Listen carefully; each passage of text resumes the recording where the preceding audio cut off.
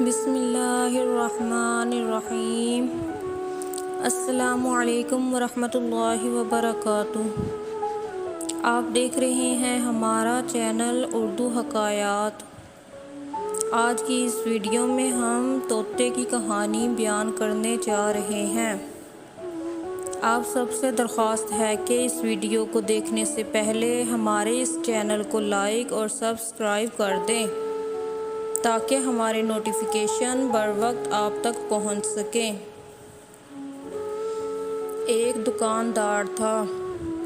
وہ روزمرہ استعمال کی عام چیزیں بیچتا تھا، مثلاً دالیں، آٹا، صابن، تیل، مسالے، سوئی دھاگا، بٹن وغیرہ۔ اس کی دکان کو جنرل سٹور یا کریانہ کی دکان سمجھ لو۔ اس دکاندار کے پاس ایک طوطا تھا، خوبصورت، ہرا رنگ اور بہت پیاری باتیں کرتا تھا۔ اپنی باتوں سے گاہکوں کا دل خوش کرتا تھا۔ اس کی وجہ سے بہت سے لوگ اس دکان سے سودا خریدنے آتے تھے۔ ایک دن دکاندار گھر گیا ہوا تھا۔ دکان میں صرف طوطے صاحب تھے۔ اتفاق سے دکان میں بلی نے چوہے پر حملہ کر دیا۔ طوطا گھبرا کر ادھر ادھر اڑنے لگا۔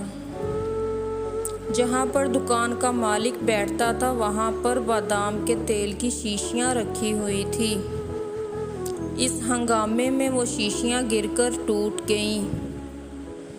جب دکاندار واپس آیا تو اس نے دیکھا کہ شیشیاں ٹوٹی پڑی ہیں۔ سارا فرش اور اس کے بیٹھنے کی جگہ چکنی ہو گئی ہے۔ اس نے غصے میں طوطے کے سر پر صفائی کی جھاڑن اس طرح ماری کہ طوطے کے سر کے بال غائب ہو گئے اور وہ گنجا ہو گیا۔ اپنے خوبصورت بالوں کے ختم ہونے کا طوطے کو اتنا رنج ہوا کہ اسے چپ لگ گئی۔ گاہک آتے، اس کی باتیں سننا چاہتے، مگر وہ کچھ نہ بولتا، چپ رہتا۔ اس کی اداسی اور خاموشی سے دکاندار بھی اداس رہنے لگا۔ وہ اپنے آپ کو برا بھلا کہتا۔ وہ اپنے آپ سے کہتا، میں نے اپنے پیارے طوطے کو کیوں مارا؟ ہائے، یہ کیا ہو گیا؟ کاش اس کو مارنے سے پہلے میرے ہاتھ ٹوٹ جاتے۔ دکاندار نے قصہ سنانے والوں کو بلایا، مسخروں کو بلایا کہ وہ طوطے کو قصے سنائیں، لطیفے سنائیں۔ شاید طوطا اسی طرح بول اٹھے، مگر ہر کوشش ناکام رہی۔ ایک دن دکان کے سامنے سے ایک فقیر گزرا۔ وہ بالکل گنجا تھا۔ اس کا سر چٹیل میدان کی طرح تھا۔ اسے دیکھ کر طوطا بول اٹھا، بھائی، تم نے کس کا تیل گرایا تھا؟ اف، تمہارے مالک نے کس طرح تمہیں مارا کہ یوں گنجے ہو گئے؟